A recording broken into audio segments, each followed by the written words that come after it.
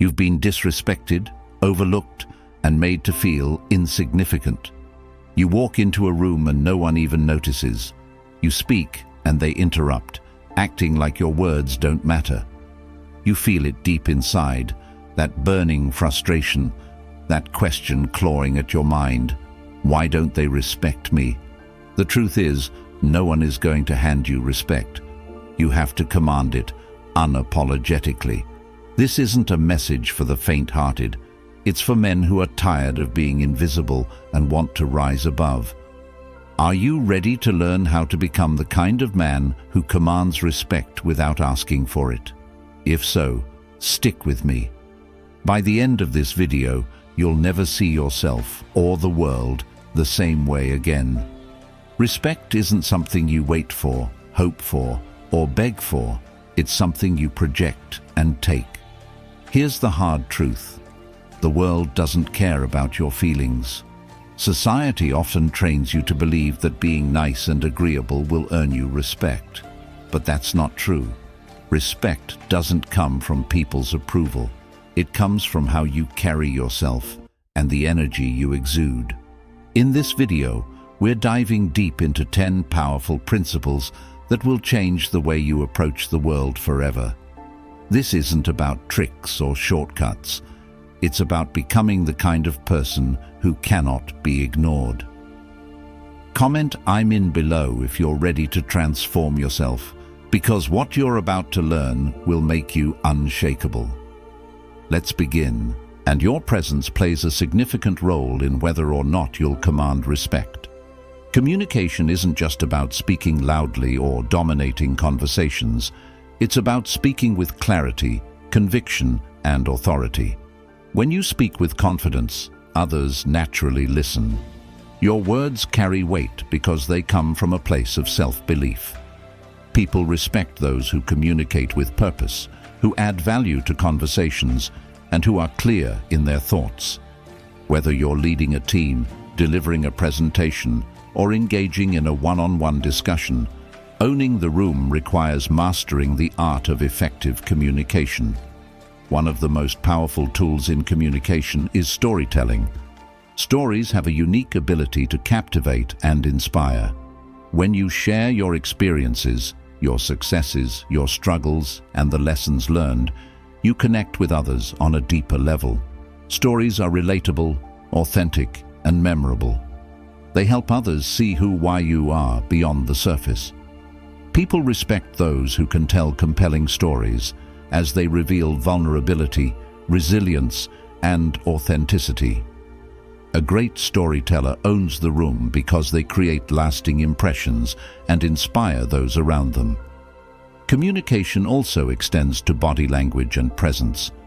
The way you carry yourself speaks volumes before you even open your mouth. Owning the room means standing tall, maintaining eye contact, and using purposeful gestures that convey confidence and conviction. Your physical presence isn't something that can be ignored. People subconsciously pick up on your energy, posture, and demeanor, and these cues often speak louder than words. When you walk into a room with confidence, others notice. Confidence is not just about appearance, it's about the energy you bring into the space. When you exude positivity, enthusiasm, and focus, people are naturally drawn to you. They are attracted to your energy, which reflects your mindset. Energy is contagious, and owning the room means mastering your energy and using it to engage others. Adaptability is another crucial element of owning the room. Every room, every situation, and every audience requires a different approach. The ability to read the room, adjust your communication style, and respond accordingly demonstrates your versatility and control. Owning the room isn't about sticking to one rigid way of doing things. It's about being flexible and capable of navigating different dynamics. Whether you're leading a group, participating in a discussion, or addressing an audience, being able to adapt shows that you are in command of the environment. Confidence isn't about waiting for permission or waiting for others to validate your worth. It's about stepping into your power and taking action. Owning the room means taking initiative and contributing in meaningful ways. It's about leading by example, offering insights, and encouraging others to raise their standards. When you own the room, you don't seek to blend in, you strive to stand out. One of the most overlooked yet crucial aspects of owning the room is emotional intelligence. Emotional intelligence is the ability to understand, manage, and leverage your own emotions, as well as the emotions of others. People who own the room are emotionally intelligent. They understand how to navigate relationships, communicate effectively, and respond to different situations with empathy and compassion. Emotional intelligence allows you to connect with others on a deeper level, fostering trust and respect. People respect those who are self-aware, empathetic, and capable of managing their emotions in challenging situations. Lastly, owning the room requires a mindset shift. It's about recognizing that respect isn't given, it's earned. Respect isn't something you beg for or demand, it's something you command. You command respect by living in alignment with your values, taking responsibility for your actions, and consistently demonstrating integrity, authenticity, and confidence. Respect isn't about seeking approval. It's about believing in your worth and showing others why you deserve their respect. When you apply these principles, you won't just earn respect, you'll demand it unapologetically. Owning the room is a journey, not a destination. Number 1. Own the room. Owning the room goes far beyond merely taking up physical space. It is about commanding attention, respect, and influence through the power of your presence, actions, and mindset. It's not something that is inherently given to you. Rather, it's a skill that must be cultivated, developed, and maintained. At its core, owning the room begins with owning yourself, your beliefs, your identity, and your mindset. Confidence is the foundation of this ownership. It's not about arrogance or bravado, but about a quiet assurance rooted in self-belief and authenticity. To truly own the room, you must understand that confidence is not derived from external validation. Instead, it emerges from within, built on a foundation of self-awareness, self-worth, and self-respect. Confidence begins when you embrace who you are, flaws and all, rather than seeking to conform to someone else's expectations. Many people struggle with self-doubt, fear, and insecurity, which can make them hesitant to step into a space with conviction. These inner battles often leave individuals trapped, unsure of their worth and hesitant to take up space. However, those who aim to own the room must recognize that confidence isn't the absence of fear. It's the ability to face it and rise above it. Self-awareness is the cornerstone of confidence. When you become deeply aware of who you are, your strengths, your values, your beliefs, you gain the clarity needed to project authenticity. It begins with asking yourself difficult questions.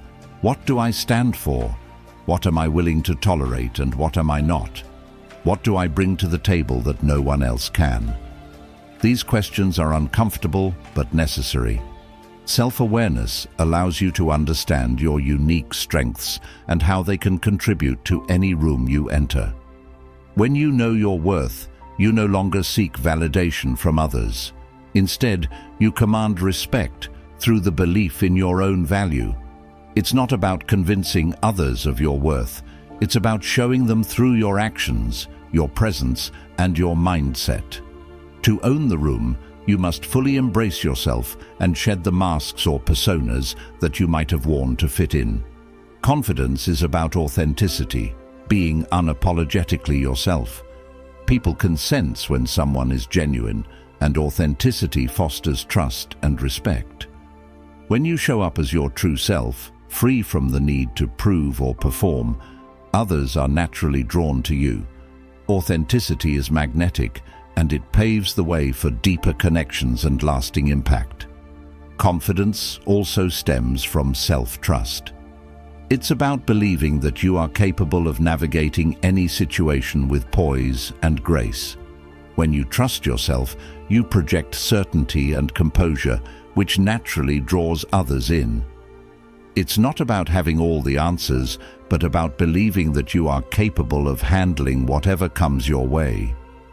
Self-trust requires you to step outside of your comfort zone and confront challenges head-on. Whether it's delivering a presentation, leading a team, or participating in a conversation, owning the room requires stepping into discomfort and trusting your ability to handle it. The people who own the room are those who don't allow their fear of failure to hold them back. They recognize that failure is simply a part of growth, and they're willing to take the risks necessary to succeed. Confidence also means taking responsibility for your actions and outcomes. It's about holding yourself accountable to the standards you set, not only for others, but for yourself. Self-accountability is a critical component of owning the room. It requires you to take ownership of your actions, to follow through on commitments, and to stay true to your values, even when it's difficult. When you hold yourself accountable, others respect your ability to stay consistent and disciplined. People don't respect those who make excuses or fail to take responsibility for their results. They respect those who rise above challenges, stay committed to their goals, and demonstrate integrity in everything they do. A key part of owning the room is mastering communication, how you express yourself, your ideas. Number 2, speak with precision. The way you speak shapes how people perceive you. Let's not sugarcoat it. Most people talk like they're afraid of being heard. They mumble, ramble, or fill their sentences with unnecessary fluff, hoping someone will validate them. That's a sure way to be dismissed. Every word you speak should carry weight. People don't respect noise, they respect clarity. Are you the kind of person who speaks with authority, or are you just another voice blending into the crowd? The difference lies in how you use your words. When you speak, strip your language of anything unnecessary. Weak phrases like "I think," "maybe," or "just" dilute your message. Replace them with strong, definitive statements. If you believe something, say it like you believe it. Stop softening your words to avoid offending people. Respect comes from strength, not from pleasing everyone. For example, if someone asks for your opinion, don't say, "I think this could be a good idea." Instead, say, "This is a good idea, and here's why." See the difference? One sounds uncertain, the other commands respect. Precision is power. But it's not just about what you say, it's also about how you say it. Your tone matters as much as your words. Speak slowly and deliberately, like every word deserves to be heard. Don't rush through your sentences out of fear of being interrupted. Pause when necessary and let silence emphasize your points. Silence, when used correctly, is one of the most powerful tools you have. It forces people to listen. It shows you're in control. Think about the most respected people in the world. They rarely talk a lot, but when they do, everyone listens. Why? Because they've mastered the art of speaking with precision. They don't waste words, over-explain, or fill the air with meaningless chatter. They say what needs to be said, and then they stop. Practice this in every conversation. The next time someone asks you a question, pause for a moment before answering. Think about what you want to say, and then say it with conviction. You don't have to be the loudest person in the room to be the most respected. In fact, the quieter you are, the more people will lean in to hear you, if what you say is worth hearing. Speaking with precision also means knowing when not to speak. Some battles aren't worth fighting, and some words are better left unsaid. There's strength in restraint. If someone disrespects you or tries to provoke you, don't react emotionally. Instead, pause, look them directly in the eye, and let your silence do the talking. That calm, composed energy is far more powerful than any angry outburst. It shows you're in control and unshaken. And don't underestimate the power of storytelling. People are hardwired to respond to stories. If you want to make a point, weave it into a narrative. Don't just list facts, paint a picture. For example, instead of saying, "Confidence is important," say, "Imagine walking into a room and every head turns because they can feel your presence." That's what confidence does. Stories resonate because they make people feel something. They make your message stick. To speak with precision, you also need to listen with intention. Most people don't truly listen. They're just waiting for their turn to talk. But when you listen carefully, you gain an advantage. You understand what people want, fear, and value. Use that knowledge to shape your words. Speak to their desires, insecurities, and aspirations. Make them feel understood, and they'll hang on to every word you say. Remember, speaking with precision isn't about being perfect. It's about being intentional. Every word, every pause, every tone of your voice should serve a purpose. If you master this, people won't just listen to you, they'll respect you. They'll look to you for guidance, clarity, and strength. That's how you become someone who commands respect without even trying. Number 3. Draw the line. Disrespect doesn't happen all at once. It starts small, a sarcastic comment, an interrupting voice, a dismissive glance, and it grows because you allow it to. Most people think ignoring disrespect will make it go away, but it doesn't. It festers. It teaches others that your boundaries are weak, that you're someone they can push around. And it hurts, doesn't it? It hurts because deep down, you know you deserve better. You know you're worth more than being someone else's doormat. But here's the truth. The only person who can teach them that is you. Setting boundaries isn't about shouting or making a scene. It's about standing firm, calmly and confidently in the face of disrespect. Imagine someone cuts you off mid-sentence, trying to undermine your point. Most people might shrink back, let the moment pass, or laugh it off nervously. But not you. You stop. You look them in the eye and say, "I wasn't finished." Feel the power in those 3 words. It's not just what you say, it's how you say it. Controlled, steady, like someone who knows their worth. You don't need to raise your voice. Your firmness speaks volumes. It tells them, this person cannot be dismissed. But boundaries aren't just about reacting to disrespect, they're about preventing it. When you walk into a space, whether it's a workplace, a social gathering, or your own home, you set the tone. You communicate, through your actions and demeanor, what you will and won't tolerate. People learn your boundaries not by what you say, but by how you live. When you carry yourself with confidence, when you enforce your own standards, people notice. They adjust their behavior because they know you won't bend. Here's something most people won't tell you. Setting boundaries will make others uncomfortable. Some will challenge you, test your limits, and even criticize you. That's their problem, not yours.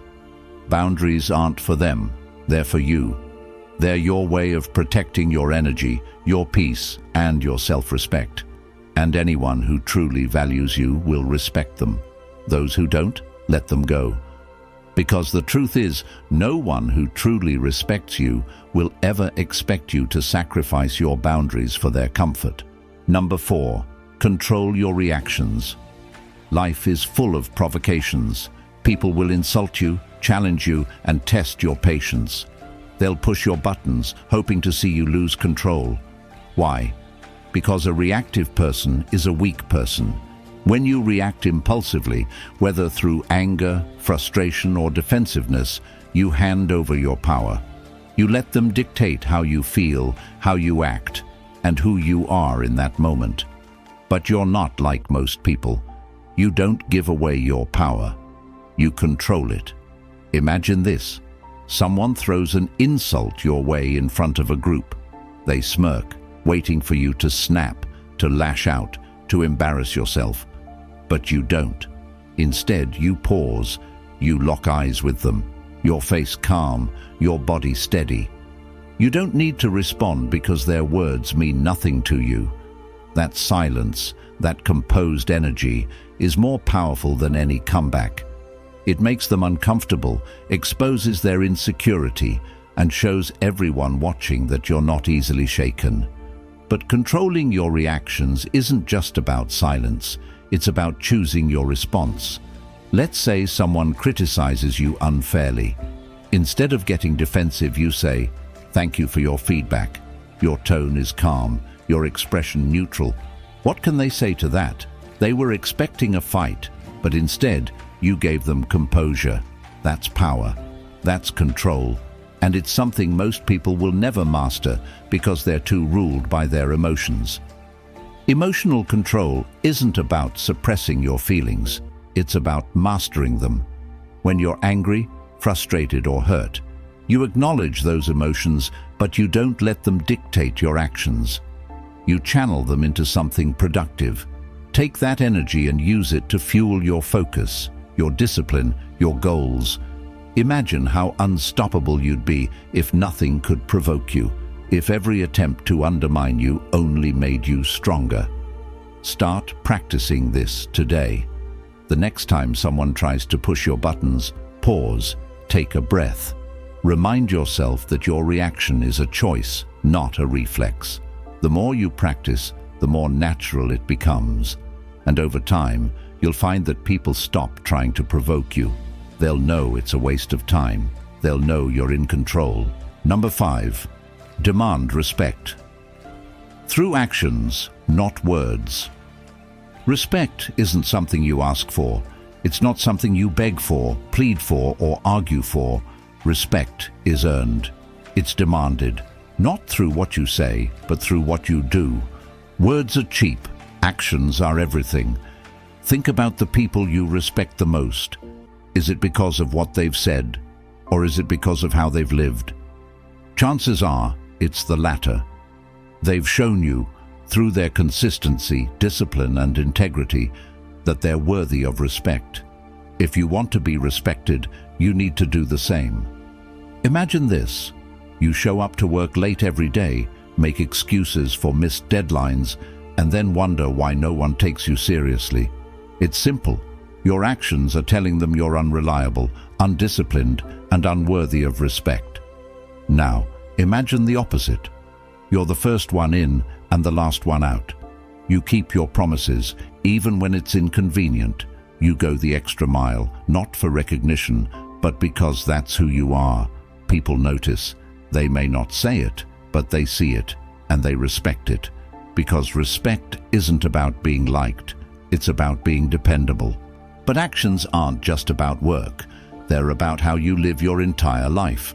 Are you taking care of yourself?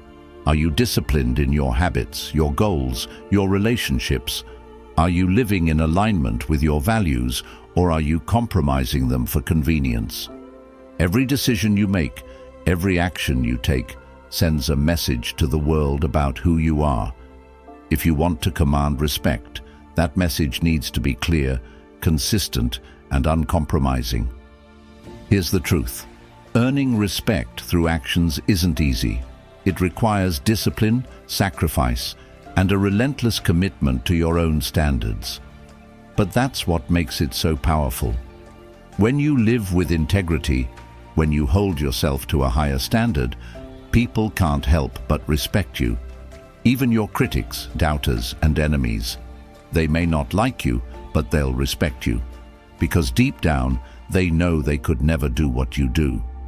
Start today. Look at your life and ask yourself, what are my actions saying about me? Are they telling the world I'm worthy of respect, or are they sending a different message? Be honest. And if the answer isn't what you want it to be, change it. Take responsibility for your actions, your choices, and your life. Show the world who you are, not through your words, but through the way you live. Number 6, dress like you mean it. You're being judged before you open your mouth. That's the cold, harsh truth no one wants to admit. People size you up based on how you look. deciding within seconds whether you're someone to respect or dismiss. It might not feel fair, but life isn't about fairness. It's about strategy. And your appearance? It's your first weapon in the war for respect. The way you dress tells the world what you think of yourself. It screams your level of self-respect, discipline, and standards without you saying a word. So, what's your outfit saying right now? Is it shouting confidence and self-worth, or mumbling excuses and apathy? Most people underestimate the power of clothing. They think it's superficial, something only shallow people care about. But it's not about the brand or the price tag. It's about what your clothes say about your mindset. Are your clothes clean, well-fitted, and intentional? Or are they sloppy, outdated, and thrown together without a thought? That difference is everything. When you wear clothes that fit well and make you feel sharp, you're telling the world, I care about myself. I'm someone worth noticing. And more importantly, you're telling yourself the same thing. Think about it. When you put on an outfit that makes you feel strong, doesn't it change the way you walk, the way you carry yourself? It's not vanity, it's psychology. Your brain starts believing what your reflection tells it. If you look like someone who demands respect, you'll start acting like someone who deserves it. And when you act that way, people can't help but respond. But dressing with intention isn't about following trends or copying what everyone else is wearing. It's about understanding your own style and owning it. Take a hard look in the mirror. Do your clothes reflect who you are and who you want to be? If they don't, it's time to change. Start simple. Get rid of anything that doesn't fit. Toss anything that looks worn out or cheap. Replace them with pieces that feel powerful, pieces that make you stand taller and walk more confidently. Here's where most people go wrong. They think dressing well is about impressing others. It's not. It's about respecting yourself. It's about waking up every day and saying, I'm going to show up as the best version of myself, no matter what. That mindset is contagious. When you respect yourself, people can't help but respect you too. And let's be clear, this isn't about wearing a suit and tie everywhere you go. It's about appropriateness and self-awareness. If you're at the gym, your workout clothes should still look intentional and clean. If you're at a casual event, your casual wear should still make a statement. The point isn't to be overdressed. It's to be intentional. Every outfit should say, I thought about this because I think about myself. Number 7, eliminate weak language. Your words shape your destiny, whether you realize it or not. Every sentence you speak is either building you up or tearing you down. Weak language isn't harmless filler, it's poison. It seeps into your mindset, confidence, and presence, signaling to the world that you're unsure of yourself. Once the world hears that uncertainty, it reflects it back to you tenfold. The way you speak is a critical indicator of your strength. So, what's your language saying about you? Words like sorry, just, maybe, and I think kill respect. They chip away at your authority, one sentence at a time. When you say, sorry to bother you, you're really saying, I don't believe I'm worth your time. When you say, I just wanted to ask, you're shrinking yourself, making your presence smaller and less impactful. When you say, I think this is a good idea, you plant seeds of doubt in the listener's mind. Stop it. You don't need to apologize for existing. You don't need to justify your opinions with qualifiers. You don't need to soften your presence to make others comfortable. Eliminating weak language isn't just about avoiding certain words. It's about replacing them with stronger ones. Instead of saying, sorry to bother you, say, do you have a moment? Instead of saying, I just wanted to ask, say, I need your input. Instead of saying, I think this is a good idea, say, this is the best approach. Do you feel the difference? The latter versions are direct, confident, and unapologetic. They command attention because they come from a place of strength. It's not just about the words you use, but how you use them. Speak slower, pause when necessary, and let your words land with weight and intention. Most people rush through their sentences, afraid of silence or interruption. Don't be like most people. Silence is your ally. It forces people to listen and gives your words more power. Every word you speak should matter, and every sentence should serve a purpose. Here's another trap to avoid: over-explaining. Weak people feel the need to justify everything they say, rambling with unnecessary details to be understood. Strong people trust their words to speak for themselves. They say what they mean and leave it at that. If someone doesn't understand or agree, that's their problem, not yours.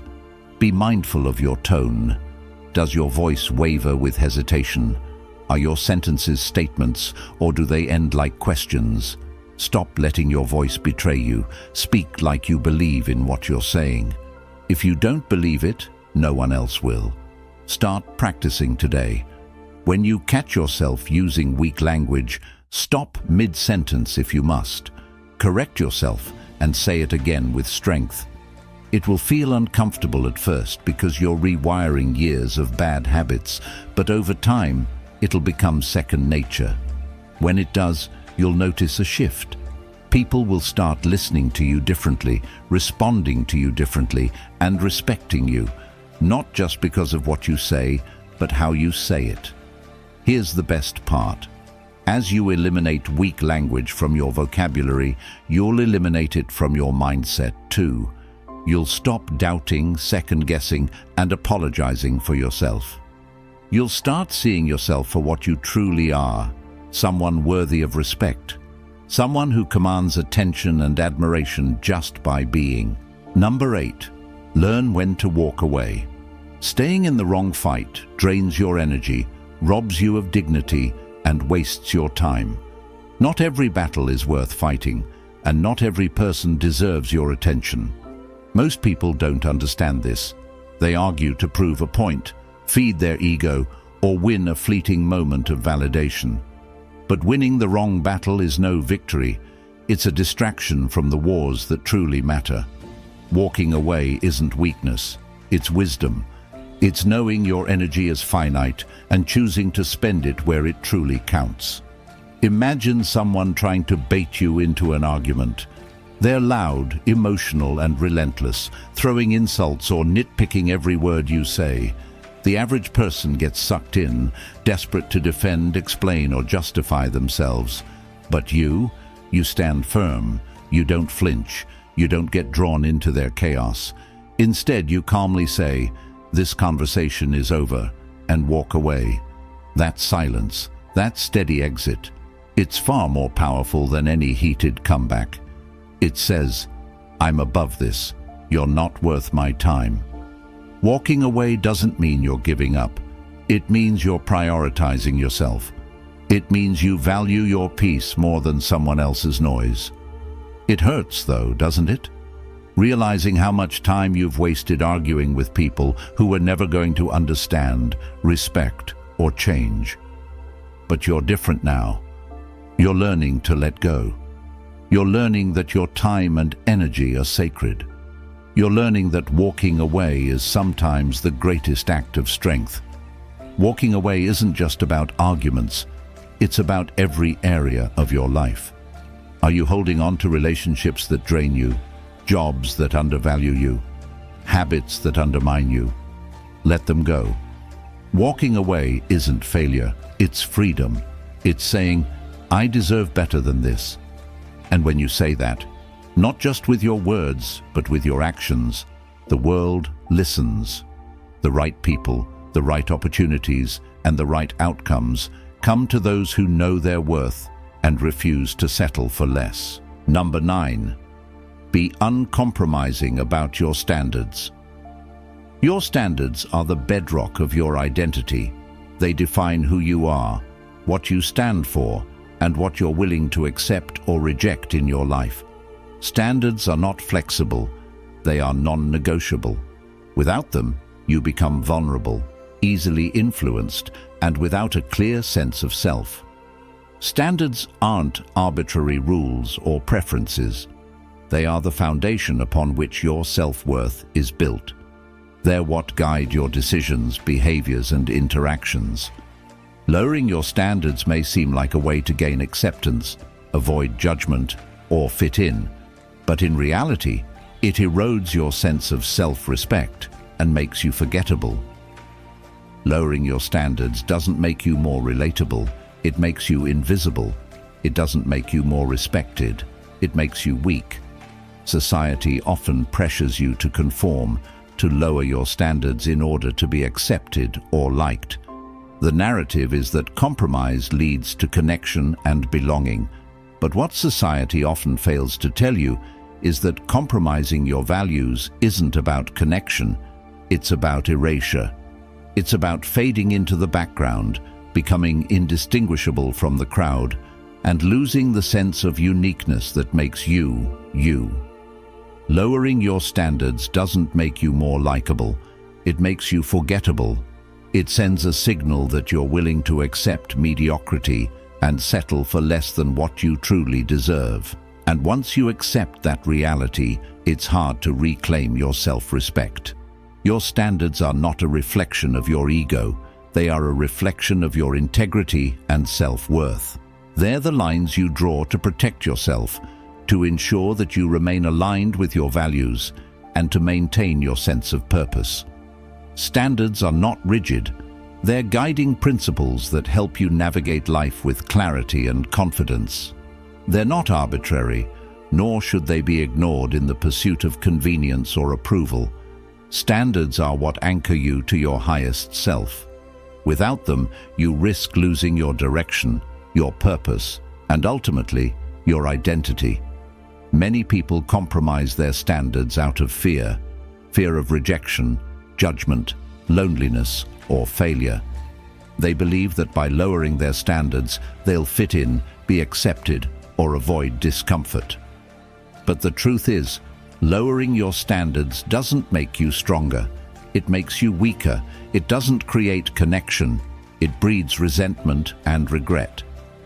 Lowering your standards tells others and yourself that you don't believe you deserve better, and that's a lie you cannot afford to live. When you set high standards, people may challenge you. They may label you as difficult, unapproachable, or even arrogant.